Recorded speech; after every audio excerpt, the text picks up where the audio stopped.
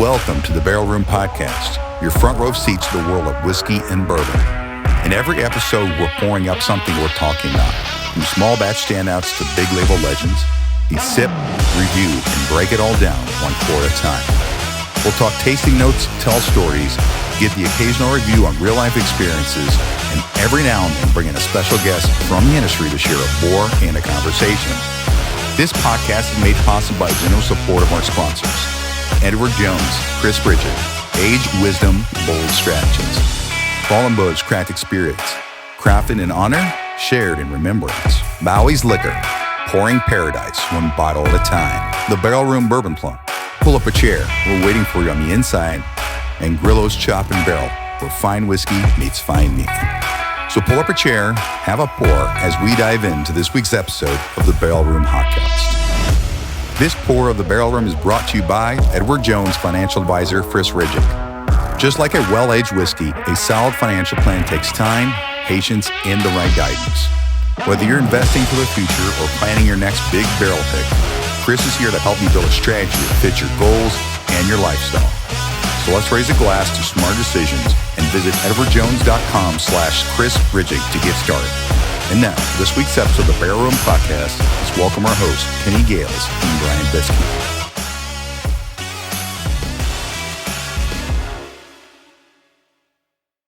Hey guys, welcome back to the Barrel Room Podcast. Co-host Brian Bisking here with co-host Kenny Gales. As you can see, we have another special guest. As just a reminder, we're dropping a new episode every Friday this month. Celebrate Bourbon Month. And remember to like or share or comment on these podcasts. You will be entered into a raffle at the end of the month if you're one of the top 3 fans for a free bottle of whiskey, thanks to Grillo's Chop and Barrel for that. But without further ado, I'd like to introduce our guest, Stephen Savage with Cottle Village Farmstead Distillery. Thanks for having me, guys. Looking forward to it. Thanks for jumping on. This is an awesome opportunity. I know it's always been getting bigger into bourbon and all this, and the small town of Cottleville, a distillery and a nice restaurant here to check out. So I'll just go ahead and lead into why don't you got started. Yeah, why don't you tell us how you got into the industry first, and then we'll lead into this. Yeah, so I've been in the restaurant hospitality industry since I was 15, so 25 years now. I'm 40, and it started off at Jimmy John's, doing that real easy, fast casual high school thing, and then went over to Crazy Bowls and learned how to cook, and I was a cook, line cook and prep cook there, so I learned the back of house, and then went to school in Columbia and started working at Harpo's in Columbia there, and worked every position there, including back of house, front of house, bartender, bar back, manager, door guy, and knew I wanted to get into the restaurant bar industry. And I worked there for 7.5 years, and I worked under 2 ownership groups, and both were great. Learned a lot of what to do and a lot of what not to do under them. Sure. And just soaked everything I could. What would I do differently? And how would I make it better? What would I not do? And left Harpo's, I did consulting for a year, and then I opened up Wheelhouse Clayton and Wheelhouse in Clayton. And that one was very hard to get our foot in the door. Financial restraints. Oh yeah. As a startup business and a restaurant bar, banks aren't looking at you. And then from an investor standpoint, nobody wants to take the risk until you're already proven. And so we did it with very limited money, my partners and I. And it was a great first opportunity. We took a failed Italian restaurant that was only open 6 months. So it was pretty new. And then my dad, stepdad, godfather, and I did all the construction. Put lipstick on an Italian restaurant and made it into a sports bar. We called it a crafted sports bar and a high-energy sports bar. Outgrew that pretty quick. I was used to a 13,000 square foot venue of Harpo's, and that was only about 4,000 of floor space. Spent a decent amount of time with that. Yeah, you're there right in the beginning, yeah. And it was great, but we were just ready for something new and bigger. Sure. And found the downtown Wheelhouse location, fell in love with it. Everybody's like, "What do you think?" Like Ballpark Village is just opening; they're putting businesses out of business, and we looked at it as a advantage, as 100%. They were going to drive more business, they were going to make it safer. We'd get bigger events in downtown St. Louis, and they did.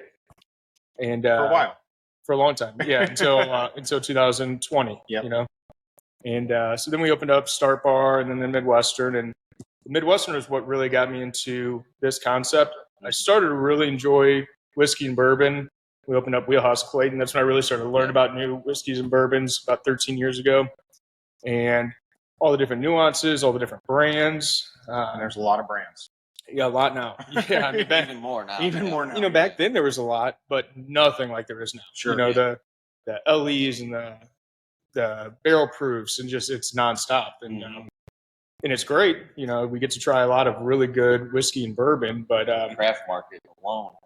and then the smaller guys like us, and you know, it's gonna be interesting to see where the industry goes. But so with Midwestern, we'd go down to Kentucky and do barrel picks, or we'd have the samples sent to us, but we'd always try to go to Kentucky, and fell in love with it. I mean, just, you know, Kenny, I know you've been. Brian, have you been? Yep. Yeah, it's a slower pace of life. You would either stay in downtown Louisville, and then we would take a shuttle out to Frankfurt or Bardstown or wherever the distillery was, and you know, you're in rural countryside, similar to what we're like here in Cottleville. We do it more residential around us, which, you know, I looked at as a plus side to everything. And you know, and I would go and like, well, you know, what would I do different? Kind of like what I did with Harpo's. Sure. You know, Kentucky and the Bourbon Trail is great, but it's a trail that people go from distillery to distillery, and, you know, they buy a couple bottles and they do the tours.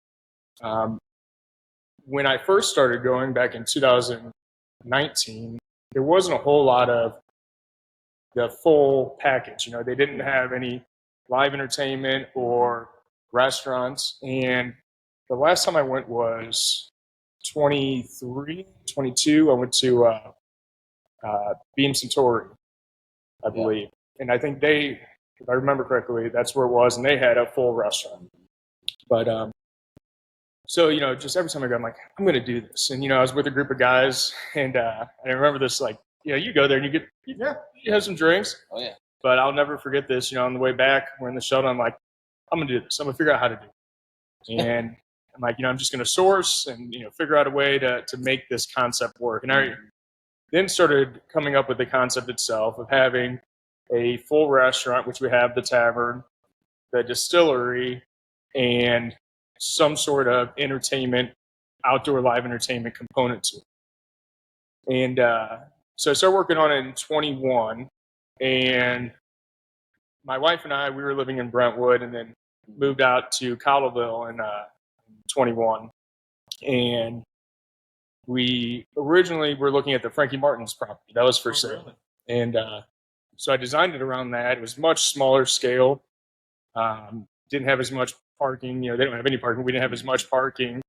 And we were kind of confined with that footprint because it is on a slope. And so the restaurant wasn't as big. And, you know, the distillery were using similar to what they did, the old Frankie Martin's house. That didn't work out, and started looking at this property. It was for sale, and every time I'd come, it was during the fall and winter, and just wasn't really in love with it. And kept looking at it. I'm like, you know, I'm going to be patient. But at that time, 2021, the cost of building a new restaurant was just outrageous. Construction and equipment was just through the roof. And it's come down substantially, especially on the equipment side now. Furniture side, although a lot of the furniture we did ourselves here, at least in the distillery, we made all the tables ourselves and the bar top, which helps out a lot. But the realtor on this property said, "Hey, look, this is your last shot. It's, you know, it's in pre-foreclosure. It's gonna, you know, go up to auction, and, you know, you don't know what's gonna happen then." So I came back out. This was April of 23, and everything's in bloom. You know, all the trees. And I knew a little bit about what the property was. What was it? So it was the Kurtz Nursery and Farm. Okay. So at one point, it's 4.55 acres now. At one point, it was 114 acres. Holy cow. And I've met with the family members, and I've now gotten pictures of it, and it's just mind-blowing. I mean, what it used to look like when we took it over. the previous owner was trying to make it into the Tavern, the main restaurant, and a cafe, coffee shop, and then the distillery was going to be a wedding venue. It was going to be an outdoor wedding venue, and this was going to be the bar, and then where our distillery was going to be the bathrooms. So it was all going to have entrances for people from outside to come inside, but it was all going to be outside. And so the house was down to the plywood and studs and in pretty rough shape, but I never had to see what it originally looked like. And So you say the house, is that what the tavern is now currently? Yep. So it got converted into what is now your restaurant. correct, yeah. Okay. So that was the original Kurt's farmhouse. It was when it was 2,000 square feet. And when I started to look at it in April, I went pencil to paper. So I do all the design myself and all the, at least the initial footprint and restaurant design. And I started. You went to school for it? No, it was business management and marketing. But, no, I mean, just starting in Wheelhouse Clayton, I just kept learning more. And every venue I'll do more and more to the point where You see what you don't want, you don't want what works, what doesn't work, functionality of work. Exactly. Stuff. Yeah. And, in the industry that we're in of hospitality is that high volume and needing to know where to put to maximize flow and maximize the amount of revenue with the maximum amount of customers was very important. So I always did it myself, starting in Wheelhouse Clayton to downtown. I did have a GC for Wheelhouse downtown, but then for Start Bar, I GC'd it myself, and then Midwestern, I GC'd it myself. This project, I did bring on a general contractor because it's just so massive. I would have been in the weeds. A little more scale. Yeah. But so started drawing that up and, started off with what was there, that 2,000 square feet. I'm like, well, this doesn't make sense. We're not going to generate enough revenue in the restaurant when the outdoors is closed. And eventually it became 8,000 square feet. It's 270 seats. The main dining room is 100 seats. And then we've got a cocktail lounge above the bar, and then the bar. And then we have a 60-person private party space above the kitchen. And then we have a 50-seat patio in the front of it. Nice. And so it just kind of kept growing. I'm like, all right, well, this is it. But I designed it all around the existing trees. So going back to it being the Kurt's Nursery and Farm at 114 acres, the mother started the company and then left it to her two sons, or they took it over. And Richard Kurtz did the nursery side, and Sydney Kurtz did topsoil, mulch, sod farm. And I met with both families and got to hear what happened and why, and when Richard wanted to retire, that's when I believe they sold off most of the acreage, and Sydney then took Kurt's topsoil and moved it, and it's still around in Chesterfield, I believe. And Richard continued to grow ornamental grasses here, which are still on the property. So out in the field, there's probably about another quarter acre of ornamental grasses, which are gorgeous. And again, when I started learning about what he did, and a lot of it I found online, but then from the family as well, I was like, okay, we're going to preserve this. This is a nursery. We were already going to preserve all the trees, but we only tore down one tree in the parking lot, kept everything else, and we planted over 100 other trees around the perimeter and on the property to bring it back to that nursery feel. And again, it's more the history, more I learned about the property, the more I was like, okay, this concept's more than just, being a destination and being what it is. It's preserving this land in Cottleville to make it to where everybody can enjoy it. Because this property was going to be, and again, the more research, the more I learned, this property was only going to be three things. It was going to either be something similar to this, more storage facilities. There's a storage facility next to us. Yep. Got enough of those. Yeah. They pop up on every corner. I'm like, they're everywhere. Yeah, it's kind of like the car washes. Yeah. It's just that that cash revenue that's coming in, that cash flow. It's just constant. Whether you're using it or not, they've got that membership. But so it either been that or some other sort of commercial space or multifamily. This property, when we purchased it, had about $750,000 worth of construction liens on the property. And one of the contractors was Karen Brock, who I'm friends with, and he did all the concrete work here, did a great job. They do phenomenal work. And, he told me that him and the contractors that had the liens got together to see if they did take possession of the property through the liens. If they put as many homes on here as possible on this 4.55 acres, they still couldn't get their money back. Oh, geez. Which, then leads me to believe, okay, this was never going to be residential unless you had one or maybe two families with enough money to pay for the land, the liens, and build on here. But, the property was on the market for about 4 years, 3 years. We put in the offer May of 23 and then closed October 23. And pretty much May 23, when we put in the offer, we started going. There was about a year of design work and construction planning, and then about a year of actual construction. In every firehouse, every patrol car, every ambulance, and every military unit, there's a bond forged in courage, sealed by sacrifice. At Fallen Brothers Crafted Spirits, we raise a glass to the heroes who never made it home. Crafted in honor, shared in remembrance. Each bottle of our handcrafted whiskey tells a story of bravery, of brotherhood, of lives lived in service. And with every pour, you're giving back. Because a portion of every bottle goes directly to organizations supporting the families of fallen first responders right here in our area. To the ones who answered the call, to the ones who still do, and to those we'll never forget, Fallen Brothers, Crafted Spirits. Raise one. Remember them. Available now. Drink with honor. Support with heart. Wow. Sweet. Well, I was here Saturday. Brought my wife and kids up. I've been here multiple times. So I joked with Steven. I said, well, that parking lot's big news. I said, I've only been here once, but I've tried multiple times. Yeah. But I got a 3 and 4 year old, and as you both know, getting on a bus with a 3 and 4 year old, and when it's time to go, it's time to go. Yeah. It's time to go. Yeah. And so every time we came up here, it was like no parking, or my kids were acting up, and I was like, we're not going out to eat. We're going home. Yep. You know what I mean? But we got up Saturday, and we're sat on the patio out by the tavern. And I told my wife, this might sound weird, but the way you preserve the trees made me feel like I wasn't in Cottle. Yeah. Made me feel like I was in Colorado somewhere. Yeah. And I don't know why that was, because there's nothing really Colorado.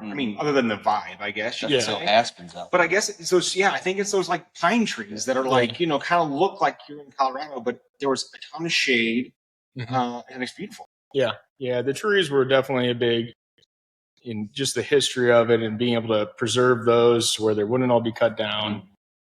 But yeah, to your point, if the kids are acting up, they can go out to the field. That's what a lot of them do. So you'll get a kick out of this, the little rock path that's right by the patio there that goes towards, I think, the parking lot or there.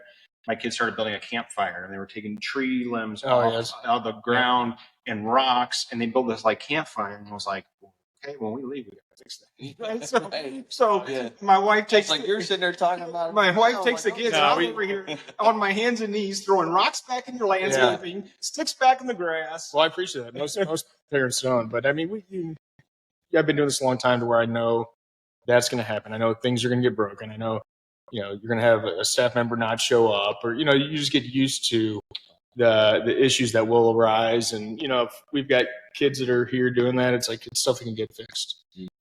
The way I looked at it was like, I can enjoy my burger, and my wife can enjoy her meal, and I can enjoy my old fashioned and not have to worry about them. They're right there, and I can put rocks and sticks back. It's like no big deal. Yep.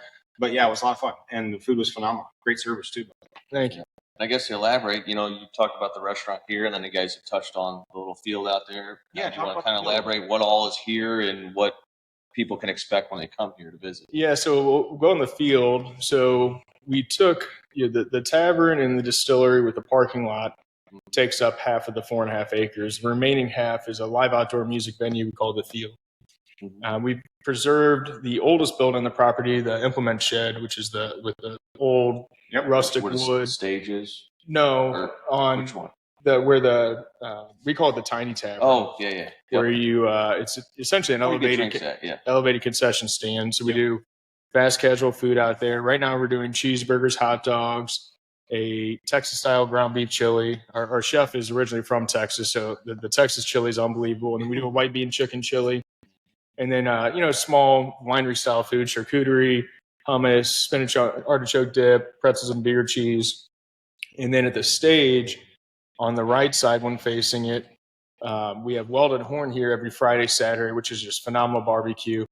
And then on the left side, we opened up last weekend what we're calling Tavern Tacos, which is a street taco. We've got a chicken tinga. Yeah, Sweet. yeah. So we just opened that last weekend, just because of the volume as it's been getting cooler out. Our tiny tavern, I mean, it can't keep up with 800 people on the show. Yeah. And even, we've got Welded Horn barbecue, but, barbecue, you can't keep making it. Once it's made, you're there till sold out. And, our crowds have been great. Same with the parking. When I started the design, I was like, okay, we're going to maximize this whole footprint with parking.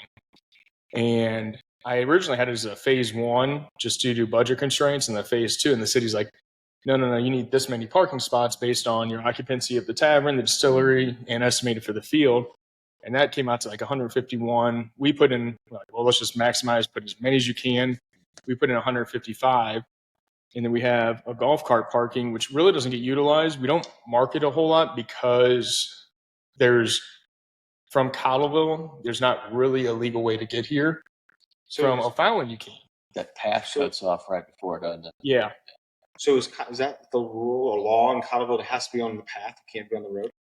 Correct. Yeah. Well, it depends on the speed limit. Yeah. Got it. So the speed limit on Highway N is 40 and 45, and that's too high for golf carts to drive on.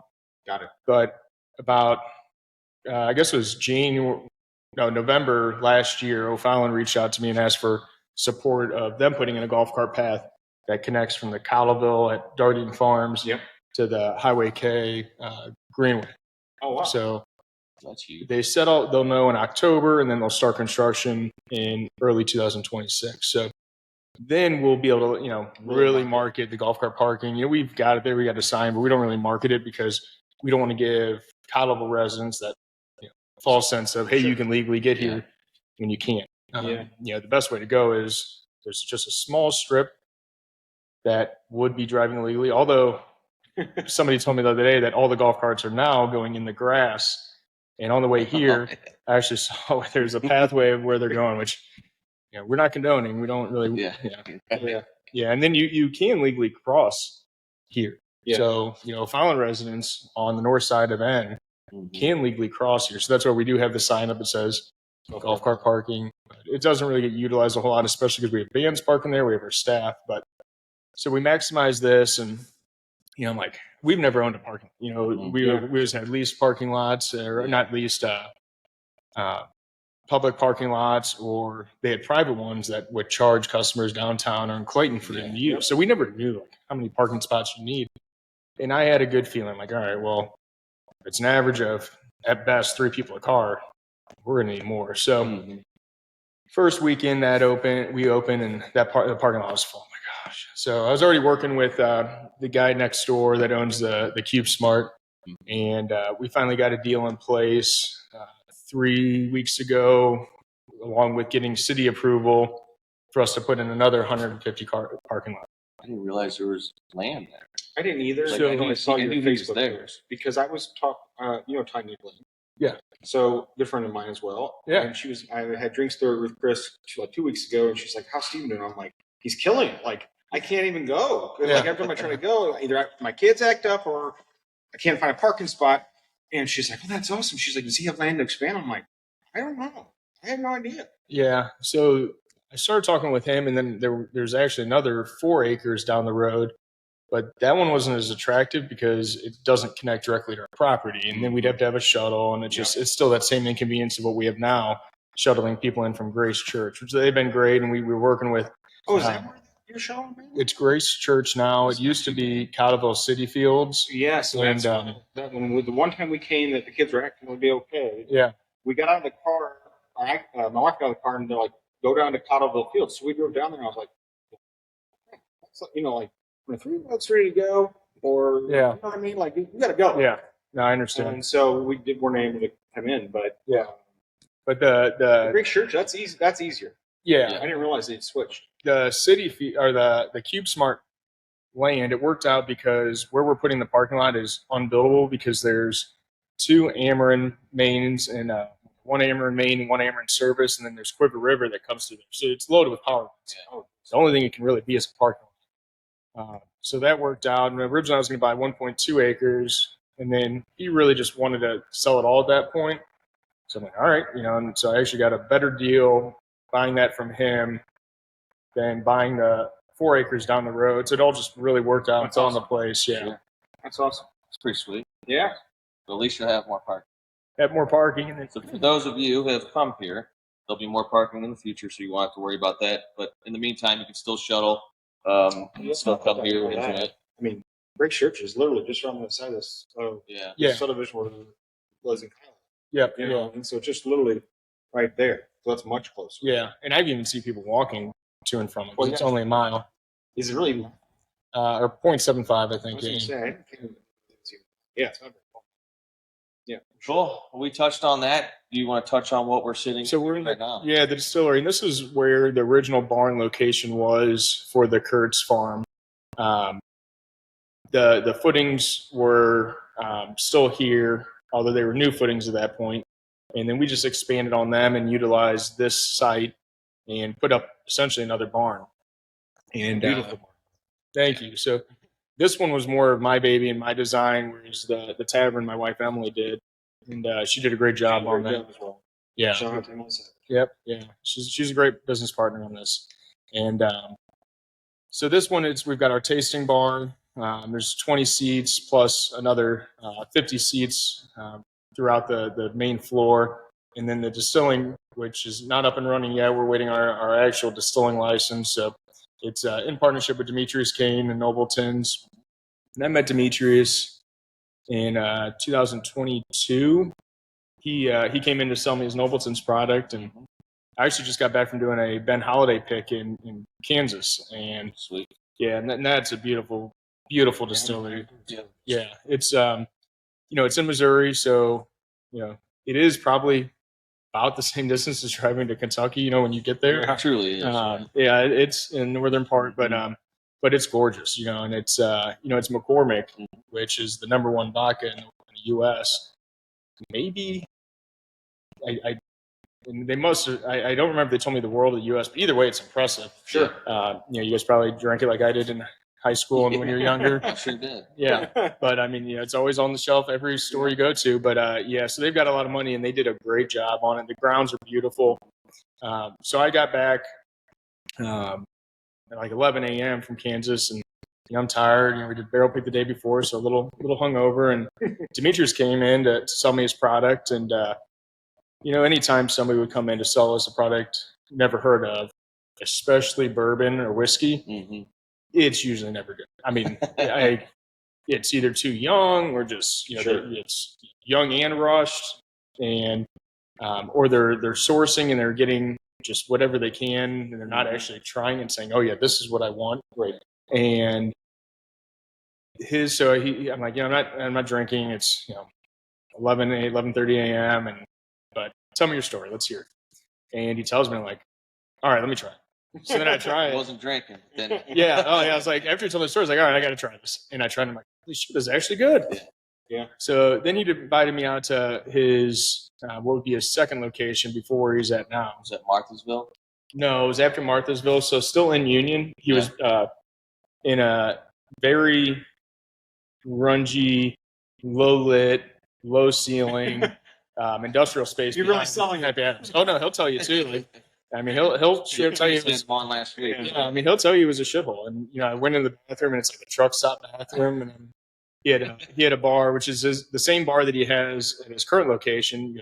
Gorgeous walnut, the thickest slab I've ever seen, and that was the nicest thing in the entire place besides his whiskey and bourbon, and no running water. His whiskey neat, and I think maybe he brought in ice to do it on the rocks from time to time. But so we try a bunch, and all of it's phenomenal. And so I already had the concept, and so I just kind of pitched it to him like, hey, you want to source for me? And he calls me back a couple days later. He's like, how about let's go into business together in partnership and we'll get a distilling license and we'll do a legit distilling brand and start up a distillery and, like sold, Yeah. absolutely. And, then it was another few years of us just constantly trying product. And then the space he's in now came available and he's like, what do you think about this? And everything's better than what you got now. So I helped him out on the bar design and, we bounce back ideas, but really what he did everything himself. It's gorgeous. He was pretty, it really turned out great. And every week I'd come in and check it out and he'd get twice as much done as you'd ever expect any contractor that has all the time in the world to do. And he's got 5 kids and 6 on the way. 6 on the way, and he's a farmer and raises cattle, but he's up every day at 3:30.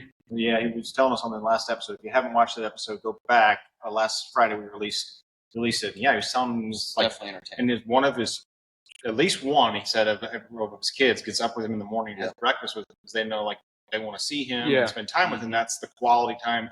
But I also say he was like, no TV, no internet. I'm like, holy cow! The only way I can get through dinner is an iPad right now.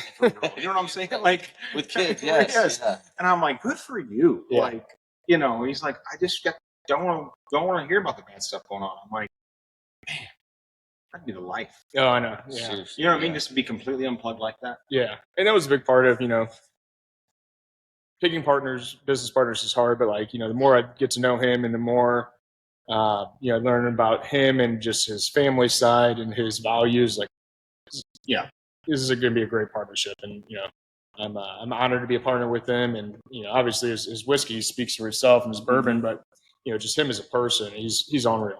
He's that was my first time meeting him. I talked to him on the phone multiple times before we drove down there. I literally told Kenny we left. I was like, I left my ass off so hard on that episode. The stories he has, as I told you today, I was like, there's no way that golf story is true. And he's like, no, I can verify that. I'm like, who the hell gives you a course record for 18 holes and you only played 9? Like, what kind of golf course are we talking about here? You know what I mean? Yeah. But a lot of fun.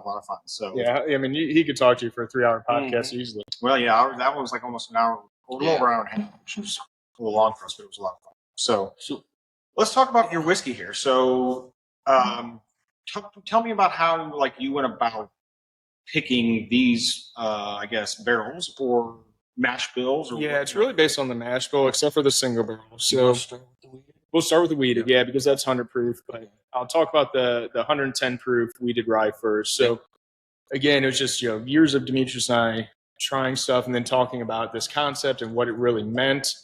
And what we came down to is we really wanted that campfire bourbon to whether you're actually by a campfire, or you're just, on your back deck and, you're just in a slower pace of life, you're, phone free, TV and internet free, right. You're with your friends or even you're by yourself, but you're just, you're slowed down, you're by the campfire.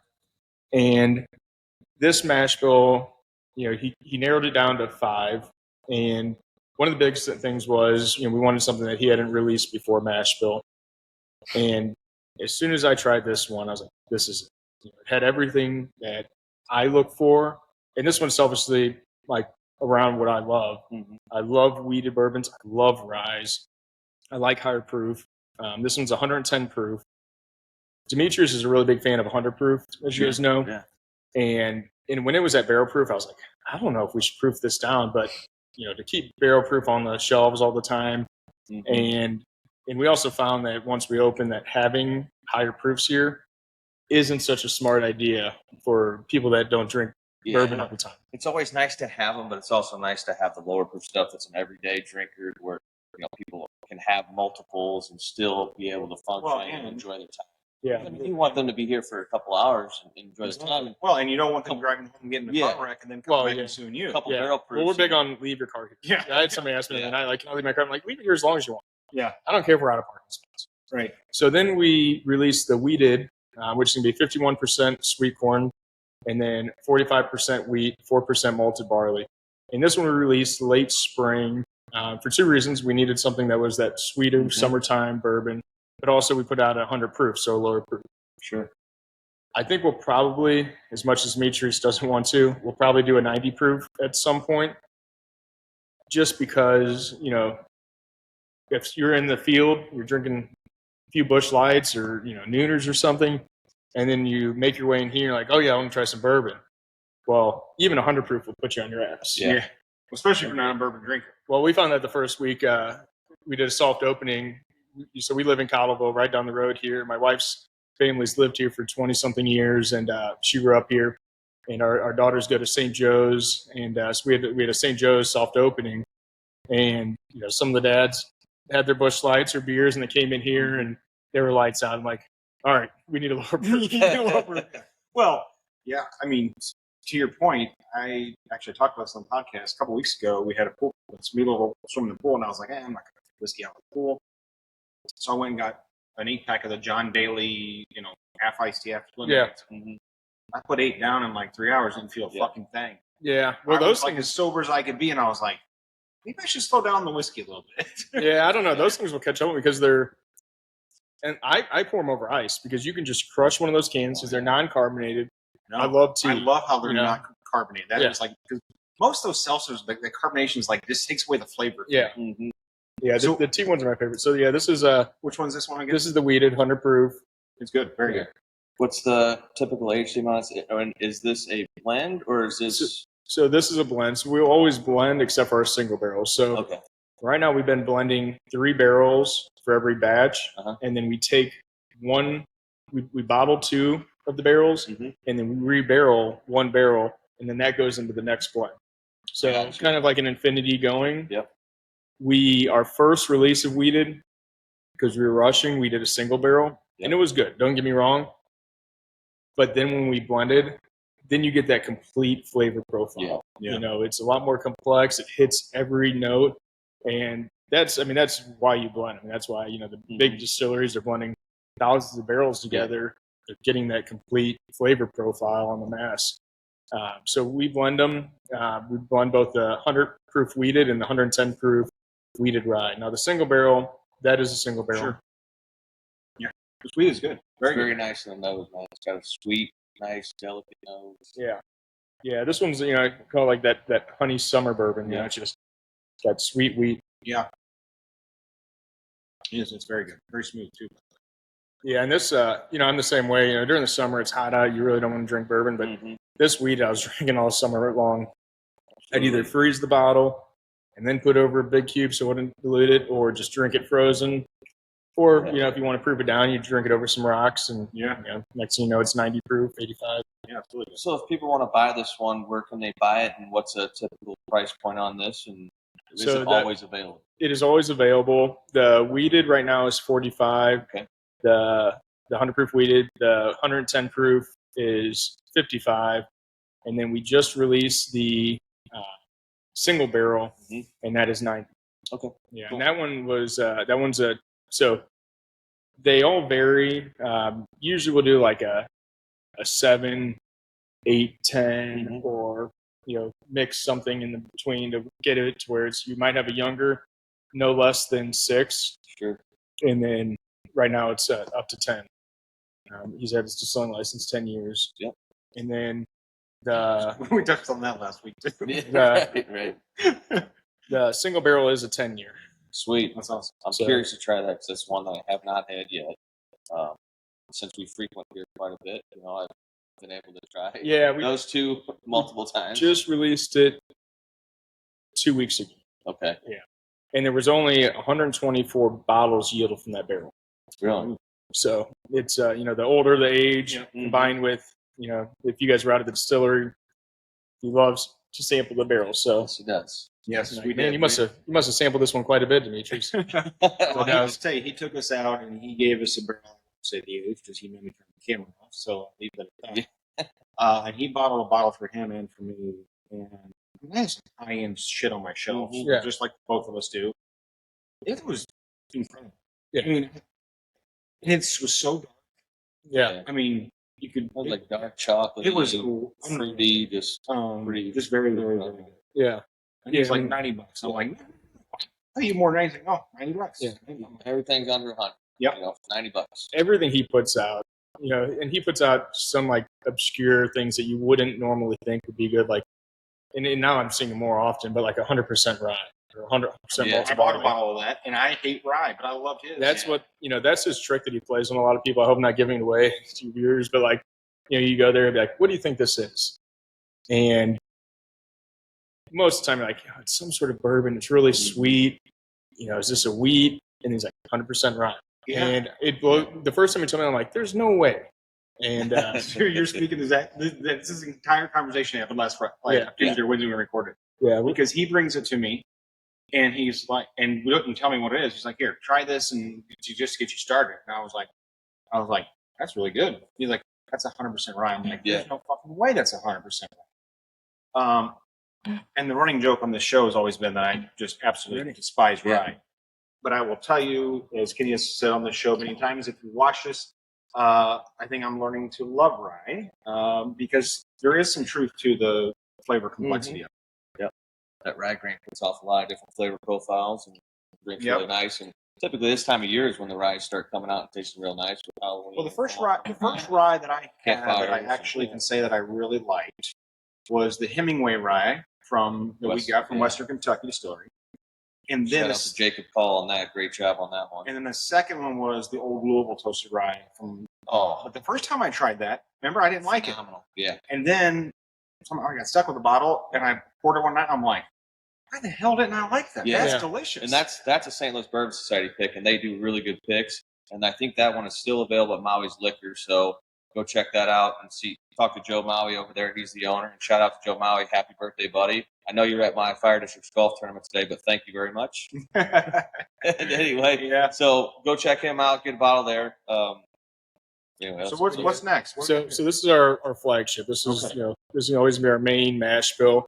It's 51% sweet corn to make it a bourbon, and then it's equal parts wheat and rye. 24.5% wheat, 24.5% rye. Did you and Demetrius come up with that mash bill, or was that something you had wanted to do for a while? Well, he's been distilling long time. Yep. Professionally with a license for 10 years. So this one, a lot of these, all these he's had. Sure. He's been distilling. So this one we sampled 5 and narrowed it down to 3, and I'm like, this is the one. And then he showed the mash bills without telling us what bottle it is. And he goes, which mash bill did you pick? And I picked this one. He goes, that's the one. I love wheats, love ryes. It just, and something about that symmetry of it being equal parts wheat and rye. Yeah. I was like, this is it. And it's exactly what we're looking for, that campfire bourbon. Starts off sweet with that wheat, but then comes in with the rye, a little spice, and then it's got that smoky oak, that campfire oak to it.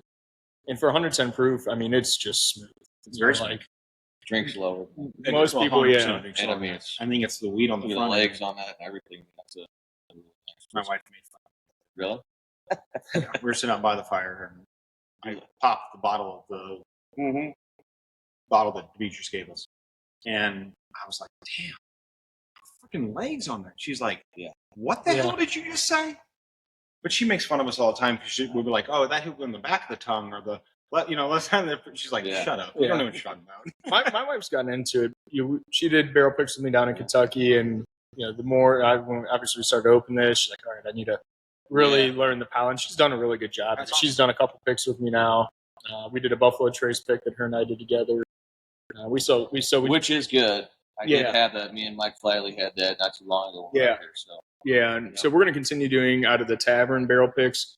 The distillery, we keep it to where it's all of our products, or like we've got Una Vida, who's a good partner, and their tequila's in here.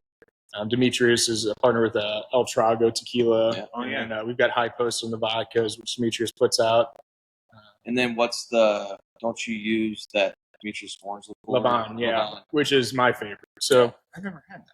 It's pretty good. It's really good. Do you use that in your old fashions here? Manhattans and margaritas. So it's That's when he first released it, it was an orange liqueur, but it was whiskey based, and he made the decision to market it as a whiskey, orange whiskey liqueur, and I mean it's phenomenal.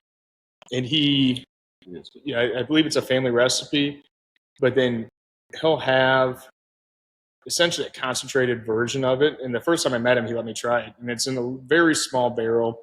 He only gives it out to his family members. He's got a big family, but I'm not a big cordial person. It's just too sweet. Yeah. And this was, I want to say it was like 140 or 100. It was high proof, like 140 proof. Oh, yeah. 150 proof, somewhere like that. And it was delicious. Like, I'm like, if I could have this after dinner as my dessert, I would do it every time. Right. But that's the concentrated version of the Laban. And Laban, and it's really good for Like a cocktails. reduction sauce for one of your desserts with that. Yeah.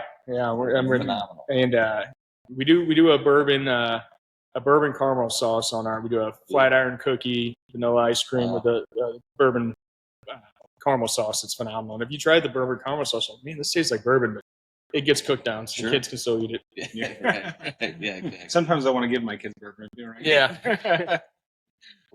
Great so job on this. I had this Saturday in my old fashioned, Mhm.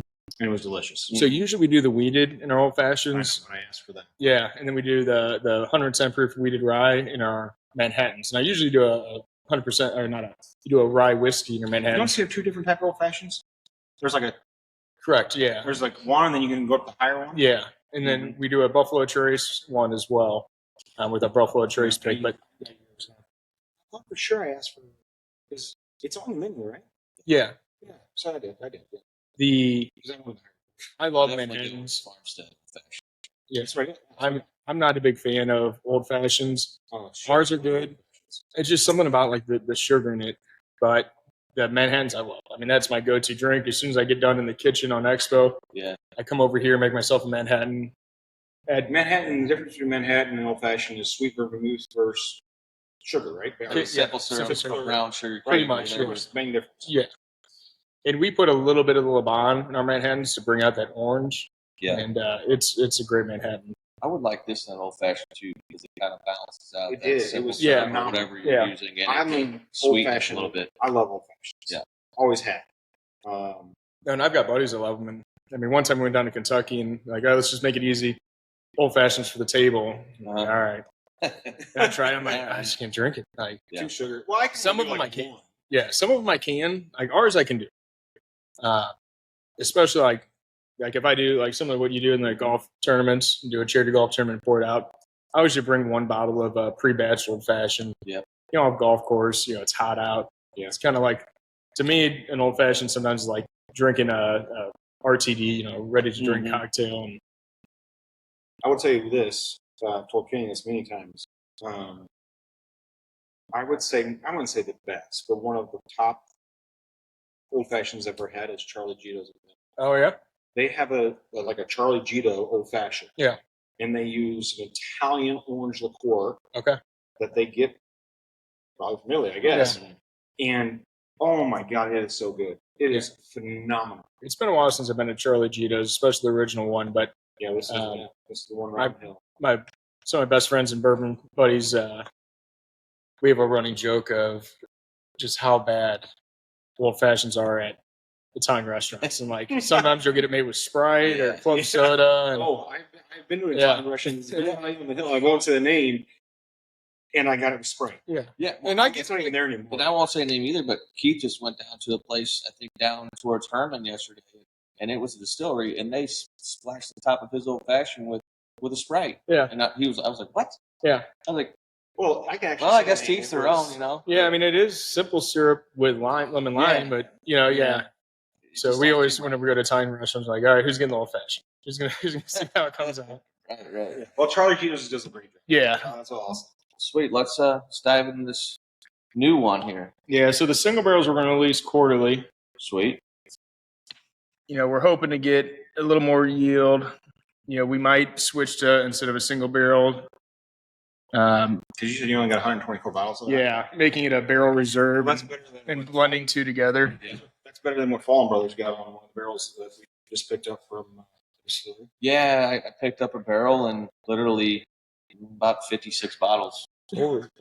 So it's a very small yield, 139 proof, but we'll be releasing that here soon. That'll actually be released on the event that you're going to be doing with us on October 4th Oh, nice. for firefighter Tommy Shine. They're launching a foundation called Rise and Shine Outreach. And basically what it's going to do is all the proceeds they raise from that is going to go to help out people that had like injuries with what Tommy Shine suffered. He's also going to be mentoring them and helping them kind of get a positive light in life, and it also gave Tommy Shine something to look forward to in the future and kind of be a little more positive. I just talked to Brittany yesterday, and the Barrel Room Bourbon Club is also going to be a sponsor. So Sweet. All three of us will be. Well, I won't be there physically. You'll be representing the club because I'll be in. Yep. No. But Absolutely. Shout out to the Shine. Yep. And also, fun. thank you to Cottle Village for being a part of that event. Oh yeah, It actually means a lot to me with being a firefighter and knowing the Shines and us doing a release for them and now a second one. So thank you for doing that. So, those are the type of events I love to do. We've done multiple of the charity golf tournaments, and you were at one today. mm-hmm. And the bourbon events, they're great, but you and I have done one together down at Tepwingo. Yeah, Bourbon for Badges, and that's the STL Hero Network puts that on every year. So. It's a great event, but you can only drink so much bourbon. So when there's 30 different distilleries, and you got the top dogs up there, and people go straight to them. Yeah, we're kind of sitting there like, well, it's kind of worthless. It's a Yeah. great event. I'm glad it raises money. Not saying, but going to the golf charity tournaments or this charity event, I'm doing another one next month. I love doing this because you get to really get in front of the people. It's and, fun. You can connect to like that charity's exact mission, like this mission, like the Shine Foundation. Like you can connect to that, right? Exactly. I can connect to that. My dad 2 years ago, well, not 2 years ago, I guess a little over a year ago, was on a cruise ship. He got off the cruise ship to get on a tendering boat, tripped over a little bit of a ledge, and paralyzed himself from the neck down. And so, if you haven't seen the video on Facebook, shout out to my sister and my new brother-in-law, Kevin and Brittany. My dad, was paralyzed, but he walked my sister down the aisle. That's great. And then stood up for her first, daddy-daughter dance. Yeah.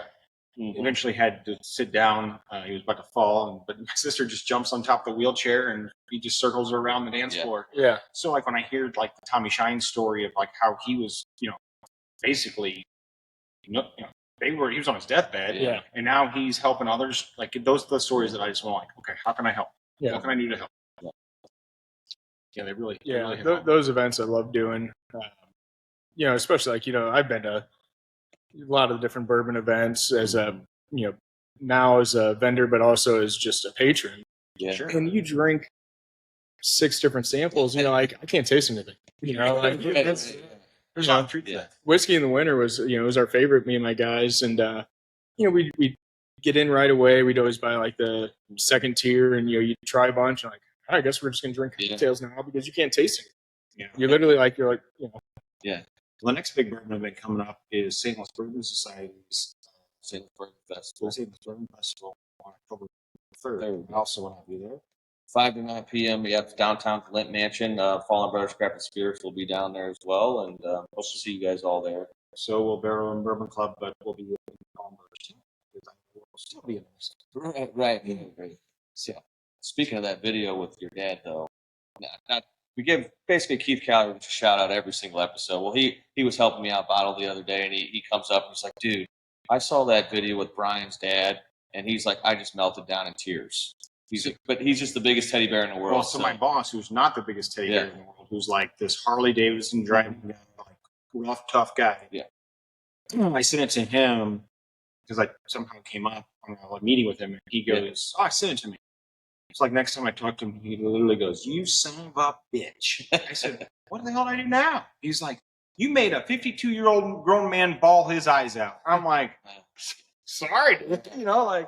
But yeah, I posted that on TikTok, by the way, and it's got 100,000 views already. I was trying to get it to go viral, like my fall, and get paid on it. My sister's like, "You got to give me some of that money." I'm like, "No, I'm the one that posted it."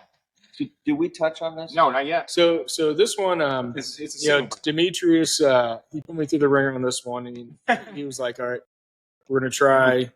I know. We knew we wanted to be. We knew we wanted to be the 110, the flagship mash bill, the 51% sweet corn, equal parts wheat and rye. Well, he's brings out 12 bottles, no 10 bottles. Shit. He's like, "I'm gonna make this hard on you." And to your point, after all 5 kinds of different mash bills. Maybe it was 6. Yeah, it was 6, and it was only 2 of this mash bill. So I had to pick which mash bill was ours. Oh wow! and also not pick one of the other ones. Or if I pick it, then that's going to be the single barrel. But I got it down to 2, which were both our mash bills. And That's a damn good palate because that's hard to do. but the great thing was we did find what is going to be our next rye. So this fall we're going to do 100. We're going to do well. It was going to be 100% rye. Now I believe it is 95% rye, 5% malted barley. Mm-hmm. So it just brings a little bit more of that great match. rye spice back into it because it's got that malted barley. Yeah. What was 95.5 rye wheel you released? It's an 8-year. Yep. But was it 95% rye and 5% malted barley, or was it 5% wheat? No, malted barley. Yep. Got it. Yep. 90% rye. Yep. Fantastic. It turned out good. Yeah, this one. This is phenomenal. I'm not sure if I'm getting like orange marmalade or key lime yeah, pie, this but one. like Yeah. I'm getting something that's along those lines. As I said, I smelled like it's fruit of something on the nose. I got a citrusy note Yeah, for sure. and this is like exactly what we're going for. Where it's got that sweet, that fruit, but it's also got that spice. That's delicious. And this is where I was so hard to not do our flagship as a barrel proof because the barrel proof is just so good. Yes. Like This is if it was up to me, and then wasn't in the business of selling these to the masses, maybe just spend that and that's it. Just barrel proof. And so that one is 115 proof. Yep. Fortunately, we have the luxury of picking little unicorn barrels and releasing them. With us, and since we aren't like running the same volume and the same capacity you are, eventually we're going to get there, and we're looking at launching a flagship in Q1 next year with small bags. So it'll probably be 4 to 5 barrels blended together, between 5 and 6 year olds. But for now, we're able to create these one-offs like this right here.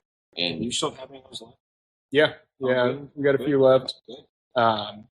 The label Demetrius designed. So he, the Farmstead brand is the first label that, and I don't know why because he's so creative, but he took the stab at designing himself. And so, he kind of said instead of us. Yeah.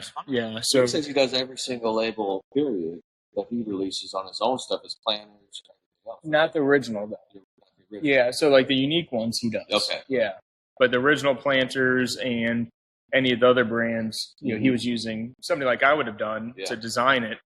And he's like, let me take a stab at it. And he shot it over. I'm like, it's perfect. It's absolutely perfect. Yeah. So that one, the inspiration was essentially, St. Charles before it was developed. So it's got the Missouri River, it's got the rolling hills. Now we have a ton of the original photos from the Kurtz family property before it started getting worked on. Sure. And my wife and I were looking at some today, and my desire, and I let my wife have full control over like the interior design of the tavern, but my desire is for us to hang some of these pictures in there. If we don't do them in there, we're definitely gonna do them in here. But that's the original farmhouse. I really want to put them in there.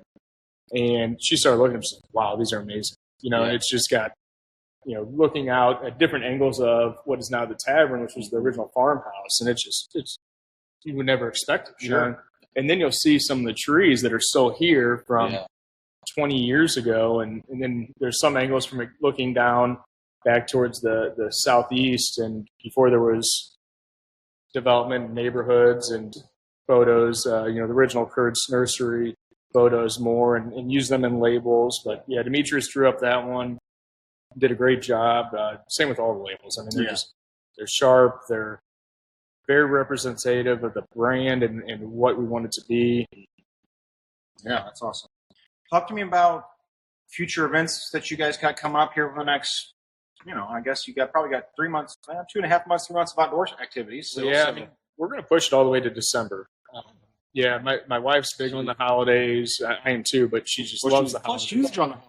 Talk about 12 bars of Christmas, right? Yeah, 12 bars of charity. Charity. Yeah. She runs 12 bars of charity. And so that was my first time last year, by the way. Holy hell. I'm not that young anymore. Well, the crazy thing is, it does get, we'll see tickets come in 60, 70 years. Really? Yeah. That's awesome. But that we made it to 3 bars. So you own it, right? Yeah, my wife and I, and then we've got business partners, the Delgazos and Aders. Yep. And it's a great event. Raises usually around $350 $350,000, $60,000 for local charities in St. Louis.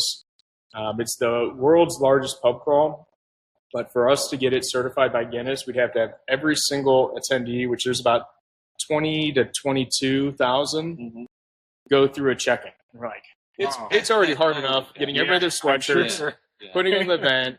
I'm like, can't we just put an asterisk, not certified? Do you think that the technology could do that? Well, my thing is we have, we sell the sweatshirts, but they're saying that not every person that buys a sweatshirt might not be showing up. But I also know that for every sweatshirt that doesn't show up, another same amount, probably double, people that wore last year's sweatshirt or years prior, because this is this will be the 13th year. Yeah, sure. Yeah, which is really cool, and it's just another thing that you and Emily do that is cool for the community and stuff like that. Because correct me if I'm wrong, but 12 Bars of Charity, I know they give money back to STL Hero Network, Correct. Kids with Cancer. Yep. And then there's a couple other St. ones. Jude, Stray Rescue, Jean Slay's Girls and Boys Club. She does the charity side, so I can't. No, and like I said, that's why I was just asking. I don't know if our people know exactly what 12 Bars of Charity is and how great it is, and the fact that you guys are out there doing this to raise money for people as well as, supporting other organizations and stuff like that through this as well. Yeah. So, I think it's really neat. Yeah. Awesome. Last year was my first year doing it. We started at Wheelhouse, went to one Midwestern, then went to Ballpark Village to see you and Emily. Yeah. Yeah, it's a great event. Yeah. It's from 2 to 6, so it's just it's the perfect time of the day. The amount of revenue it generates for the bars and participants downtown, the hotels, the economy plus the charity, it's just unbelievable. We love it. But yeah, so out here we're planning on we're going to run it until, probably week of Christmas. Because then we'll close down for the Christmas holiday, obviously, but we'll run up until we close for the Christmas holiday. But we're going to be starting off the first week of fall, September 20th, our Heydays Festival, which is our fall festival. Okay. So we've already built the structure, and actually today I dropped off the trailer to Demetrius and picked up more weeded bourbon for him to pick up 60 bales of hay. Was that the maze my kids were running through? So then last Friday? I was at the firehouse, and they came up here, and I guess my son told me about a maze he was running through. Yeah. So is that the one? It's like a kid maze. Yeah. Okay. It's really only one path with a couple little, very small, but we took the ornamental grasses and we cut a path through it. Sweet. And then we built a structure that we're going to be putting hay on top of to have, similar to they have a lot of the pumpkin patches. And then we've got a bunch of pallets of pumpkins coming. So we're going to do our Heydays Fall Festival, which will then run into our Halloween Festival. I don't know where we landed on the name. It's going to be either Halloween or Halloween Town. Are you doing a haunted house or anything? So I don't know if we're going to do the haunted house per se. But That was my only request. Yeah. I went to the schoolhouse last year for their Halloween event. Yeah. And my wife and I did the haunted maze behind there. And as soon as I walk in, that fog machine hit me in the face, legitimately hit me in the face. I could barely breathe. Yeah. I'm like, put those things on the ground, not in the air. Exactly. Put it down here. Yep. Yeah, I don't know if we'll do the maze just because, we've had so much on our plate. It was a lot of fun, by the way. I'm not dogging schoolhouse. We opened the distillery and outdoor in May and then the tavern in June. It's just been nonstop. But our long-term plans is to have continual events. We did one for Memorial Day, 4th of July, and Labor Day. And we bring in vendors. July. Unreal. I heard the fireworks show alone was. Yeah, so a buddy of mine that I went to college with, he operates. Sorry, I wasn't here. You're out of town all the time. I know. Yeah, I mean, your job. I travel. I was in Michigan. Hey, be a salesperson. No, just like it's. I know. You were in Michigan. We were in Hawaii. He asked us if we were coming. Jane's like, no, we go to Michigan every year. Yeah, that's right. Yeah. July, So he's the director of operations for Spirit 76 Fireworks out in Columbia. Oh, wow. And so I met him when I was in college there. And so he sells me the fireworks, essentially wholesale. Mm-hmm. And I'm like, hey, look, I don't want to go around lighting all these off myself. So he sold me a program. It's all through my phone. And so I was only going to do it what would be the 4th and 5th. But then I was like, you know what, I better do a practice run. So the 4th was the Friday. Friday. So I did it on the 3rd, and I'm working in the kitchen. I'm like, all right, I think if I have an hour, I'm good. Well, I only ended up getting out there like 30 minutes before showtime. User error, I kept pushing start, stop, start, stop. And some are going, some are not. So then my brother-in-law, who's also a firefighter, Alex Patowski, him and I just start ripping them apart, and he's lighting them all. And I was deaf the next day. But Friday and Saturday went off without a hitch. It was gorgeous. It was really cool. So, yeah, we'll do that for the 4th every year. Big show. That's awesome. Keep doing it bigger. Where are you shooting? You shoot them off the field?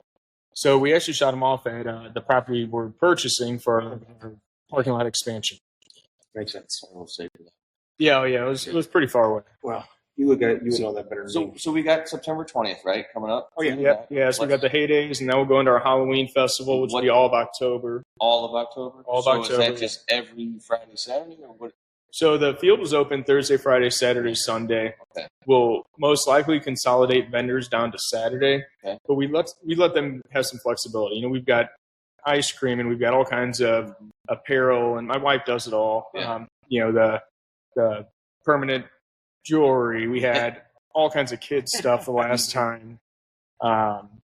We've done face painting. We try to consolidate it down to Saturday, but there might be some Friday, Saturday, Sunday. But yeah, every weekend. The Heydays will only be 2 weekends, and then it will go into Halloween. Gotcha. And then after Halloween, we'll reset, get everything cleared out, and then the week before Thanksgiving, we'll start our Christmas holiday festival. Sure. So, obviously we've got the beautiful trees. I wired everything to where all the buildings can have Christmas lights on them. And the way the structures are, they'll be beautiful. That'll be pretty cool. And then, all the leaves will be down too, so you'll be able to see that through as you're driving through Cottleville, or entering Cottleville, I should say. Yeah. You'll be able to see all and then obviously all the large pines will have Christmas lights on them. So our plan is making it a winter wonderland, and we're going to do a pop-up bar in the distillery, make it a themed. This is going to be very beautiful and great to decorate. So we're gonna theme this one out and have this one have. We've got a phenomenal beverage director, Jess, and she's already been working on the cocktails for out here. We do a seasonal cocktails. Right now, the distilleries are my favorite that we put out. The summer ones are good, but I'm not as much of a fan of the fruity. I like more of the savory and the spice cocktails. So right now, it's a great fall cocktail menu that we've got out at the distillery. Looking forward to that for sure. Yeah. Any teasers on that, like a campfire old fashioned, or what are you thinking?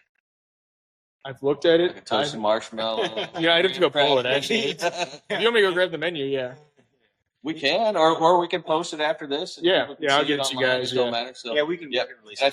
I think as these events come, if you don't mind, send them to us, and we can always repost them. Let people know when Cottle Village is hosting these cool events, and that way they can come and bring their family, because super kid friendly environment. And yeah, for sure. Especially when your kids build a campfire out of rocks. Before we end this, though, I know this is a newer brand, and Farmstead is the name, but where did the name Farmstead come from? Ooh, so question. Because you know what? You're starting to learn how to be a podcast host. Just now. That was just like question. You're starting to like Rise, all right? Just kidding. No, I'm just curious. So because I don't think a lot of people don't know about Farmstead and what you guys are doing, and I think it's be cool for them to know where the name come from, so they know when they purchase the bottle, kind of the history and the story behind it. So it all went back to learning more about the history of Cottleville, and Cottleville was originally formed by the Cottle family, Dr. Warren G. Cottle. Okay. And they settled here as a doctor. That was so good. Absolutely. And Highway N was Old Boone's Lick, which used to be one of the Santa Fe trails. And I knew you thought about that name. Yeah. And so whenever the Dardine Creek, which still floods, as we all know, when Dardine Creek would flood, the wagons would get trapped here around the Cottles, and he would treat them. And then the next thing you know, a saloon and a hotel and a post office and a general store pops up. And then it became incorporated into Cottleville. But the Cottle family was the founding family. And, so a lot of it was just paying how much of them? Originally it was a village, the Cottle Village, and that's how the name came up. The Farmstead Distillery, that was, we worked with Atomic Dust, who's done all of my marketing and branding before, and so they started pitching ideas, and they came up with Farmstead Distillery. And at first I was like, oh, I don't know.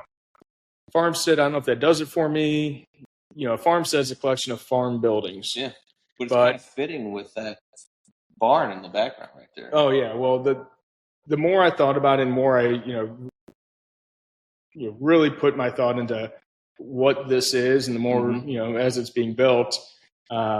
Even when we started construction, I'm like, should we call it a hospitality farmstead? Because a farmstead is a collection of farm buildings. But at the end of the day, this is still a collection of farm buildings. We have the farmhouse, the barn where the distillery is, and then we have the old implement shed, all original buildings or site locations. And so then we were coming up with names for the bourbon. And actually, Dr. Warren G. Cottle was one of the ones we came up with or thought of. But one, we don't personally have any ties to them. And two, it resembled a lot of E.H. Taylor and a lot of the other brands that are out there. And Demetrius is the one that was like, how about Farmstead? This is a brand that we could take, because our plans for it right now, we are only selling it here, but eventually we'll go to self-distributing within a 60-mile radius. Then we'll go to a local, either statewide or regional distributor. But the plan is to have the brand grow as we can. And Farmstead it was a really strong name. And then when he designed the label, I'm like, done. This is it. It's fitting. Yeah, that's awesome. Then do you plan to do any finishing or anything along those lines in the future? So our plan is to use this space as more of that experimental and do either different mash bills or finishing and do some more unique trial things that Demetrius isn't currently doing. And I guess so for people that don't know, what do you have back there as far as still and all that? So we have a copper still, a pot still.